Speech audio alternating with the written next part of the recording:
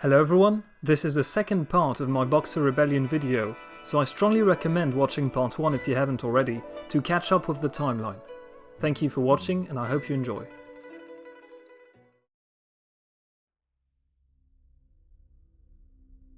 June 20th, 1899. China is in chaos. In the last months, the Boxers, regiments of fanatical nationalist impoverished youths, have roamed in northern China, murdering Christians and foreigners alike. As an 8-nation alliance of foreign powers seized the Dagu forts in an attempt to force the Qing dynasty's government to react, the imperial authorities decided to side with the Boxers. In Beijing, the International Legations Quarter, hosting foreign diplomats and civilians, is now under siege by Boxer and imperial troops.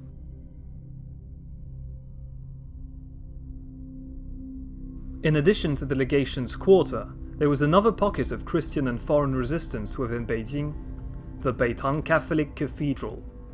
In the past weeks, its architect and vicar apostolic, Monseigneur Pierre-Marie Alphonse Favier, had collected provisions, arms and munitions, realizing the danger of the current situation.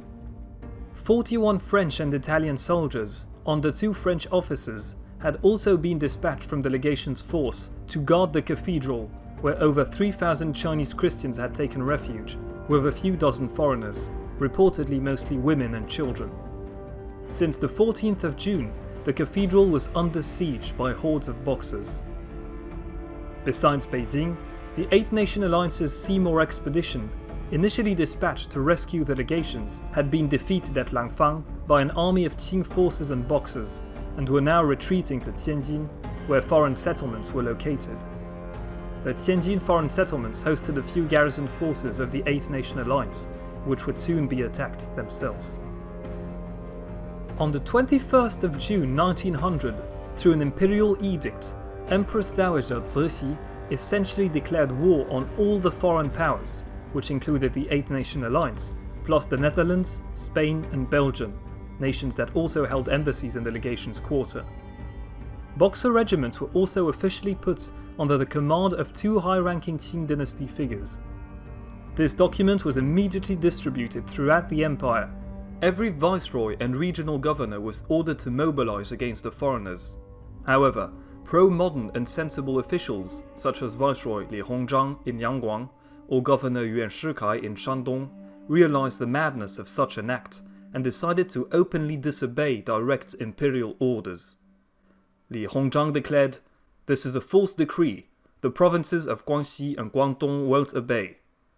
These viceroys and governors gathered in a clique, which they called the Mutual Protection of Southeast China. They openly refused to go to war with the foreign powers. General Yuan Shikai continued to suppress the Boxers in Shandong, as he had always despised them, now even more radically. Most officials, however, obeyed the imperial order. In Manchuria, Qing imperial forces bombarded the Russian frontier city of Blagoveshchensk, as Boxers now sabotaged the Russian-owned Chinese Eastern Railway, a Russian concession in the region. Consequently, Russian authorities decided to deport all Chinese and Manchu inhabitants of both Blagoveshchensk, who made up a large majority of the city, and of the so-called 64 villages east of the river, a group of settlements within Russian borders, but inhabited by Manchu peoples. Thousands of civilians were deported by force, and about 3,000 were murdered by drowning in the Amur River or shot by Russian police. After this, over tens of thousands of Imperial Russian forces crossed the Amur River and invaded Manchuria, jumping on the occasion to expand their influence. During the following days, the foreign powers' governments in Europe and America gradually learnt of the extreme situation in China, and all began mobilizing their armies.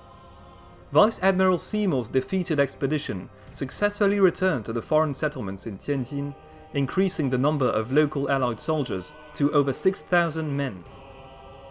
Qing General Nie Shicheng, who had been ordered to suppress them, began his siege of the settlements, bombarding them relentlessly.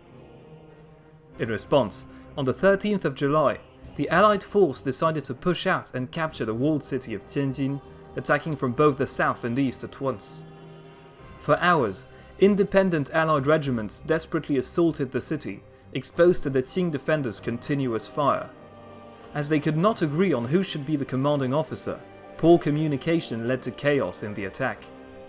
After a few more hours of hopeless fighting, the assault was eventually called off.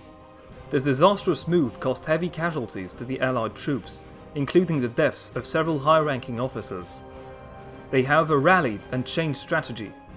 During the following night, the Japanese soldiers successfully blew up the southern gate and charged into Tientsin, soon followed by other Allied regiments. In the subsequent battle, General Nie Shicheng was killed in action, and the Qing forces withdrew. The Allies had lost about 250 men and counted 500 wounded. However, Tientsin was seized. In the aftermath, hundreds of Boxers were captured and executed. Among them was Lin Haier, commander of the Red Lanterns, an all-women group of Boxers. Russian and German troops reportedly indulged in looting, raping and killing of civilians, greatly degrading their reputation. The city of Tientsin itself was heavily damaged from artillery and urban fighting. Deliberating on what to do next, the Allied forces judged it was best to wait for reinforcements to come, as their numbers were insufficient for an expedition to rescue the legations in Beijing to be launched. The besieged had been under immense pressure for the past weeks. The initial perimeter of the fences, too large to be held, had been reduced 2 days after the beginning of the fighting. Foreign civilians had mostly taken cover in the British legation, the most defensible, guarded by British troops. Chinese Christian refugees were located at the Prince Su mansion, guarded by the Japanese and Italians, with occasional help by other soldiers. The French guarded their own legation, helped with the Austro-Hungarians. The Russian troops also held their own legation on the other side. Finally, the Americans and Germans defended a segment of the so-called Tatar Wall, part of Beijing's immense city defences. This strategic point was of prime importance, since if it were lost, the Chinese could rain fire down onto the exposed legations. Concerning weapons, the Allied forces had little ammunition for their rifles, and 3 machine guns. While scavenging, they also found one obsolete cannon. It was taken apart, and using other military equipment, the Allied soldiers were able to build a piece of artillery, which they baptized the International Gun.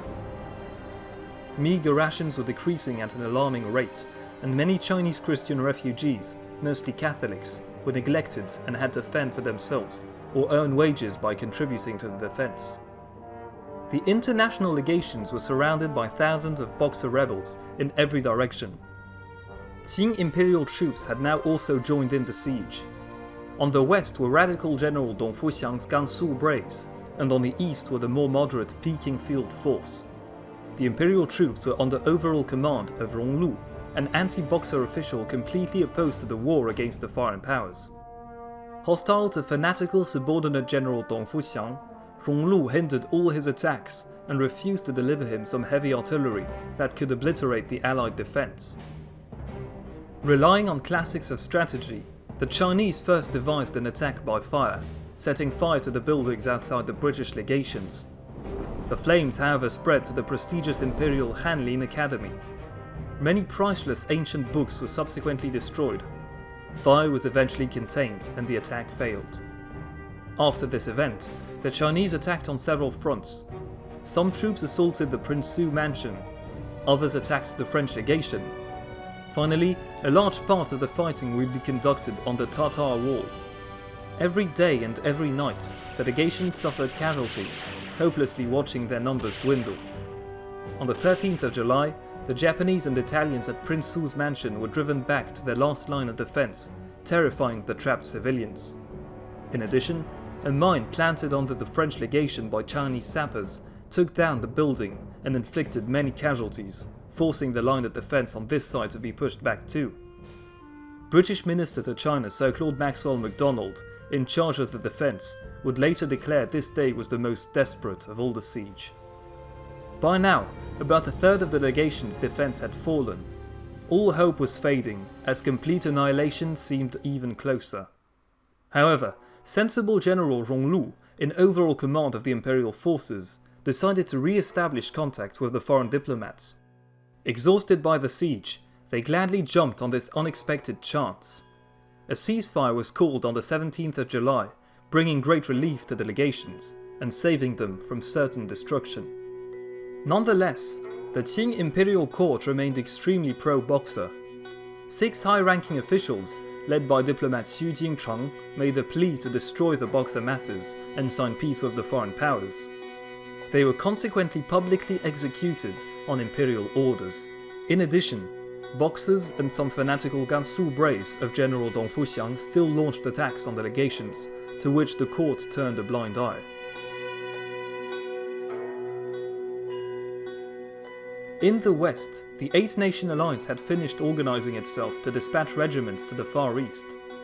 Overall command of the Allied force was assumed by German Field Marshal Alfred von Waldersee. Since the forces were mostly located in Europe, they would have to be sent by ships, which would take several weeks. In the meantime, command was temporarily assumed by British Lieutenant General Sir Alfred Gaselee, stationed in British India. Indian colonial troops would make a significant part of the Allied force. France would send several battalions from its territory in Indochina. The nations of Russia, and especially Japan, neighbours of China, would send the bulk of the Allied force. In total, a combined army of over 55,000 men from the 8 powers would be mobilized. It would count over 20,000 Japanese troops, many of which had already served in the First Sino-Japanese War, 13,000 Russian soldiers, 12,000 British forces, mainly Indian colonial troops, 3,500 French forces, about as many American troops, and finally, German, Italian and Austro-Hungarian troops, counting together about 1,000 men. All these forces would be dispatched from many different points and gradually arrived at Tientsin. By the 4th of August, about 20,000 troops of the Eight-Nation Alliance had landed. Rather than wait for further detachments, Sir Alfred Gaselee decided it was best to launch the relief expedition towards Beijing to rescue the legations. Cracks in the alliance, however, began to show, as his decision, like many future ones, was challenged by officers of the other nations. The Gaselee expedition was immediately struck by the scorching summer weather, with heat above 40 degrees Celsius. Many soldiers and horses would be incapacitated or die of sunstroke and dehydration. Despite the circumstances, Beijing was secured on the 5th of August. The following day, Yangzhou was captured too. The Eight-Nation Alliance had now completely taken control of the Tientsin area, as all the Qing forces, largely preserved, retreated to Beijing, having suffered only minor losses. Atrocities committed by both the Qing and Allied sides were reported during this period. During the following days, the Allied force marched to the northwest unopposed, although some soldiers occasionally collapsed due to heat exhaustion. By the 14th of August, the Gaselee expedition had assembled in Tongzhou and was ready for an attack on the imperial capital. To avoid confusion, the forces of 4 different nations of the alliance were assigned to the main eastern gates of Beijing. The Japanese would attack at Chaoyangmen, the Russians at Dongzhemen, the Americans at Dongbianmen, and the British at Guangqumen. Subsequently, a race to see which nation would be the first one to rescue the legations set in. The Japanese were held back as they encountered heavy resistance at Chaoyangmen and could not yet advance. The Russians managed to breach their gates but were repelled by enemy fire. The Americans successfully scaled the walls of Beijing and raised their flag by 11 AM. Finally, the British were able to break in as well, and using the canals of Beijing, they arrived at the legations first at about 2:30 PM. The entering soldiers were reportedly cheered by the relieved legations, who were now freed from the 55-day-long siege. The American troops followed about 2 hours later, and by the evening, the Japanese, Russians and French had arrived too. Chinese opposition gradually collapsed everywhere. Much like during the similar scenario of the Second Opium War, the imperial court fled from Beijing during the night, relocating to the city of Xi'an, imperial capital of ancient dynasties. The imperial procession was escorted by most of the troops of the Wu Wei court. Only Boxer militias, General Ronglu, and several Muslim officers of the Gansu Braves were left in Beijing. They would prove unable to hold the capital against the foreign army. Through urban fighting, the Allied forces gradually captured Beijing from the Qing defenders. Overwhelmed, Ronglu ordered all Qing troops to retreat at Baoding, where they would in fact stay for the remainder of the war, leaving only Boxer troops to oppose the Eight-Nation Alliance. On the 16th of August, the Beitang Cathedral, other besieged area, was relieved as well. Hundreds of Christian refugees had died, mostly due to starvation, and the French commanding officer had been killed in action alongside many soldiers. As the Allied forces secured control over the city, the Battle of Peking came to an end. A few days later, the thousands of Allied reinforcements under Field Marshal Alfred von Waldersee, dispatched from Europe, arrived. The fighting was however mostly over.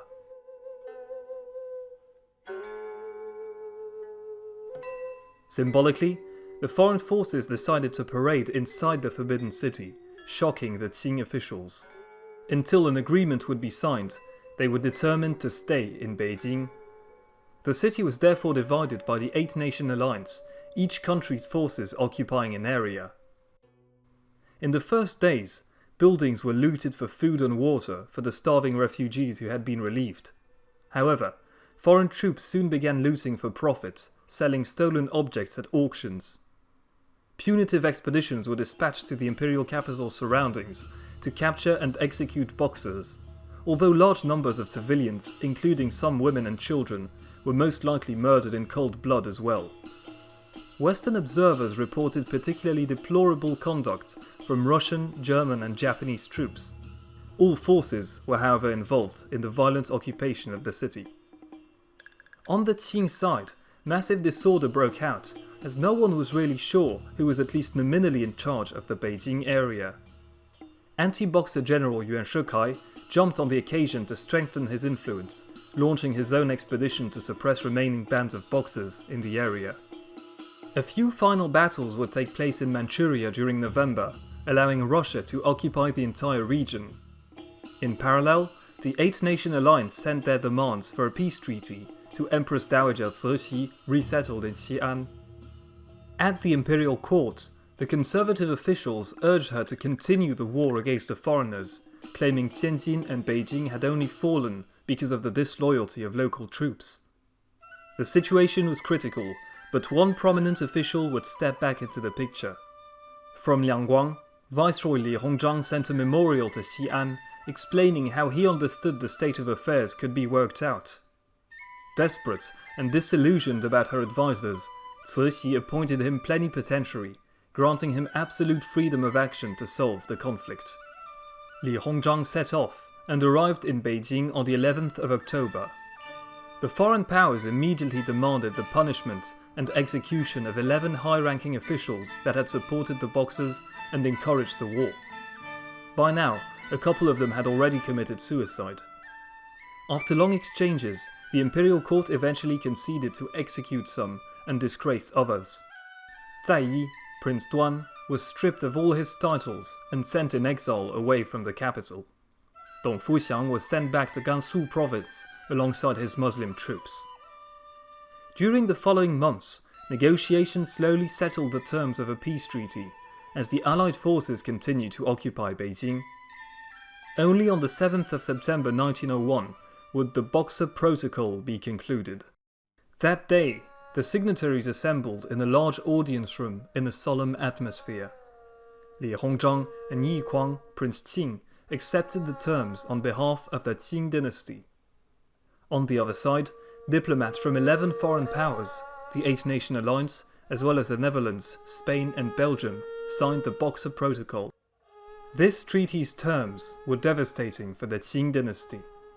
China would have to pay 450 million taels of silver in war reparations, mainly to Russia, Germany and France. Importation of modern arms into the country was completely banned for a couple of years. The Dagu forts would be dismantled. Official apology diplomatic missions would be sent to Germany and Japan for the murder of their diplomats. Finally, the foreign powers would be allowed to garrison troops in several cities in China to protect their citizens and interests. With the Boxer Protocol signed, the foreign armies finally withdrew from Beijing after a year-long occupation. Li Hongzhang, after this ultimate act of loyalty to the Qing dynasty, died in his residence, exhausted by the events. In Manchuria, Russia won its bet and was authorized to maintain a huge number of troops in garrison alongside the Chinese Eastern Railway. This would lead to the Russo-Japanese War 2 years later. The Boxer Rebellion marked a turning point for Imperial China.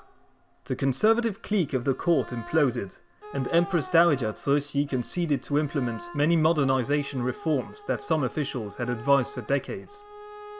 Although the Boxers were gradually entirely wiped out, the events of the rebellion rekindled anger from the Han Chinese population against the dynasty. Revolutionary spirits began to develop everywhere. The imperial court finally resettled in Beijing in early 1902. Empress Dowager Cixi would keep control of the nation until her death 6 years later, one day after the assassination of childless puppet Emperor Guangxu. The new monarch selected to ascend the dragon throne of the collapsing Qing dynasty would be Pu Yi, a 3-year-old prince of the imperial clan. He was to be the final emperor of China. Thank you for watching my video, I hope you enjoyed it. If so, please leave a like and subscribe to the channel.